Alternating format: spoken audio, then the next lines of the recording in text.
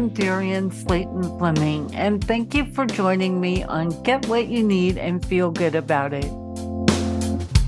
Do you find it difficult to ask for what you need? Do you frequently feel misunderstood? Do you have a problem or cause that you would like to learn to manage more effectively? What makes it so hard for us to tell each other how we feel? And how do we speak up for ourselves so we get what we need and feel good about it? How do we do this respectfully so that we honor the needs and feelings of others? Together, we'll explore tips, strategies, and resources that, when used mindfully and consistently, will improve our results and enrich our relationships.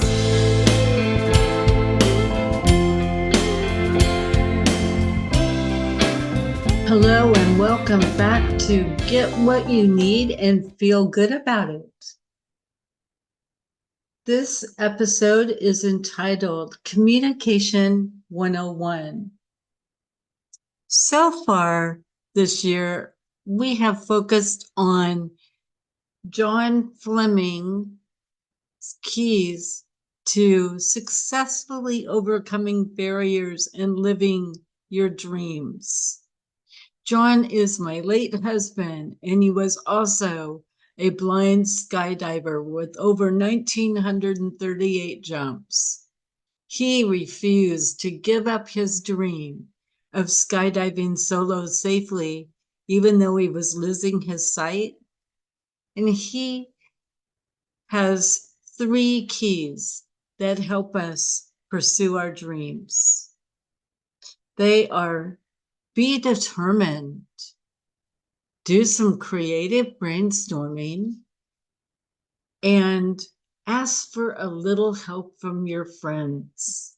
This year, I have interviewed several inspiring people with differing disabilities who have overcome barriers and are living their dreams. They persevered, and they are now living their dreams, the lives they love.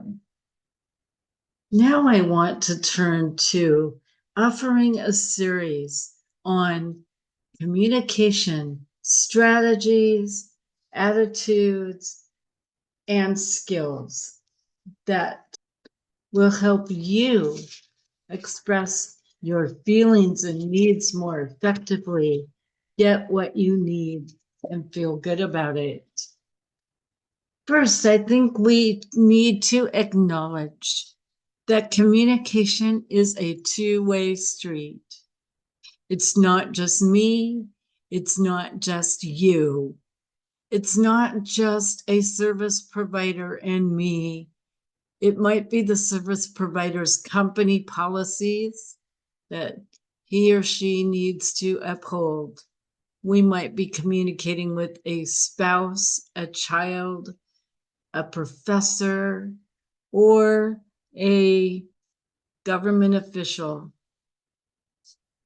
There are many effective strategies that, when combined with other skills such as empathy, willingness, and a certain amount of emotional intelligence and common sense, that help us communicate more effectively. We also need a certain ability to read other people's communication. On top of that, we need to be able to self-regulate and co-regulate. We'll be talking about these concepts and strategies in future episodes. To begin with, I think it's important to start with the basics. We'll build a foundation on which to build and strengthen our skills. There are a couple of communication styles that detract from meaningful communication. The first one is aggressive communication. An aggressive communicator tends to portray anger, be judgmental, and be inflexible or rigid, holding on to being right or having their way or the highway. Passive aggressive communicators don't express their feelings, especially with words. They hold on to their negative emotions and let that affect their interactions.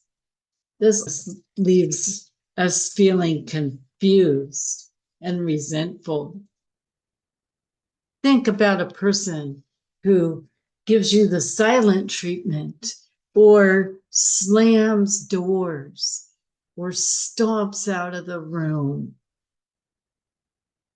This is passive aggressive communication. They're letting us know how they feel, all right, but they aren't using words and it doesn't feel good. Assertive communication is one of the most positive ways to interact. Assertive communicators are confident, but they are also respectful of the thoughts and feelings of others. Assertive communication creates space for honest conversations and promotes healthy connections with other people.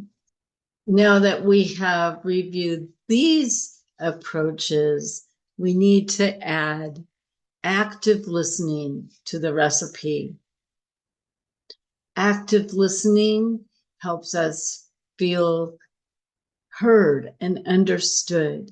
We can do this by showing empathy, which really means understanding where the other person is coming from, being able to put yourself in that other person's shoes.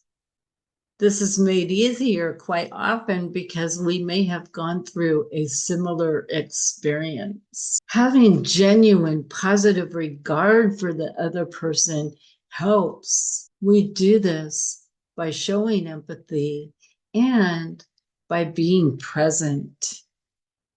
When we are present, we are not looking at our watch or waving to someone else walking down the hallway or looking at our phone. We are focused on the other person. We also show this through our body language, such as hand gestures, making eye contact, and turning our body to face the other person. Through our words, we convey more understanding by paraphrasing what we think we hear, such as, wow, what an interesting way to look at that. Or, what a good choice you made. We might use reflection and help people name their feelings by reflecting back, saying something such as, that must have been scary. Or even asking them, how did you feel when that happened? Finally, it's important to check for clarification to be sure that you understood what you heard. All of these skills help the other person feel heard and understood. And sometimes you are the person feeling heard and understood. Wait a minute, though, there's more. We communicate in different ways. Verbal communication probably seems like the most obvious. We communicate verbally face to face and even remotely, like on the phone or on Zoom. It's important to understand that our nonverbal communication also affects our connections. When we pair nonverbal and verbal communication, we experience a more nuanced and richer interaction. Our nonverbal communication through facial expressions, such as a smile or a frown, affects the receiver or the listener. Our posture or appearance can enhance or detract from a relationship or an interaction. For example, a person who is disheveledly dressed, holds their head down, and uses poor posture may come across as having a lack of confidence or expertise. A speaker who is nicely dressed, on the other hand, holds their head high and makes eye contact with the other party if possible, comes across as confident and credible.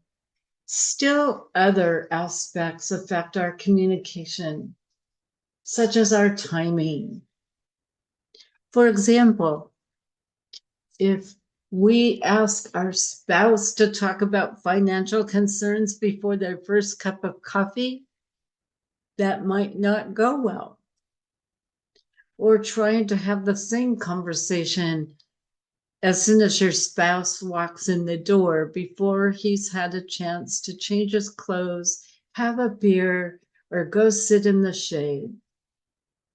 You might want to consider asking for time to have important conversations after dinner or after the kids go to bed.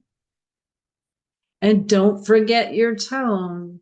An angry or dismissive tone is off-putting and does not contribute to a person feeling heard and understood. And your presence is essential. Focusing on the other person, being willing to listen matters. It takes awareness and emotional intelligence to fit together the myriad of thoughts, attitudes, and skills together to be an effective communicator. The more we can fine-tune our style, the smoother our communication will be, the better our interactions will go, and in fact, our relationships will be more satisfying. I'm looking forward to being with you again next month to begin examining each one of these attitudes, traits, and skills in more detail.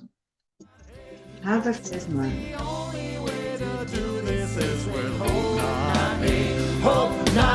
Thank you for joining me today on Get What You Need and Feel Good About It. Remember,